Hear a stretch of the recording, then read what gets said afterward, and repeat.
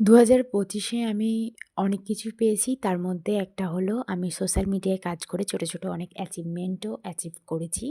১ম Facebook এ আমি regularity maintain করতাম না। ভিডিও অতটা ছাড়তাম না। কিন্তু এর মিডল থেকে আমি রেগুলারিটি মেইনটেইন করে ভিডিও পোস্ট করা শুরু করি। আর ঠিক জুলাই মাসের মধ্যেই আমি পে আউট সেটআপ পেয়ে যাই। আর ওটা দেখার পর থেকে তো আমি প্রচণ্ড পরিমাণ এক্সাইটেড হয়ে যাই। আর আরও মনোযোগ সহকারে কাজ করা শুরু করি। তারপর রেগুলারিটি ফটো, ভিডিওস পোস্ট করতে, করতে আমি সেপ্টেম্বর মাসে সাবস্ক্রিপশন সেটআপটাও পেয়ে যাই। যেটা পাওয়ার পর তো আমার আনন্দ আরও দ্বিগুণ হয়ে গেছিল।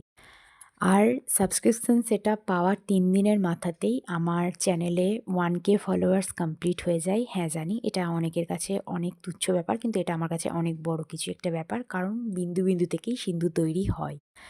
আর 1K ফলোয়ার্স কমপ্লিট হয়ে যাওয়ার ১৩ থেকে ১৪ দিনের মাথাতেই আমি কনটেন্ট মনিটাইজেশন সেটআপটা পেয়ে যাই। আমি কনটেন্ট মনিটাইজেশন সেটআপটা পাই দুর্গাপুজোর পঞ্চমীর দিন। খুব ভালো একটা দিনে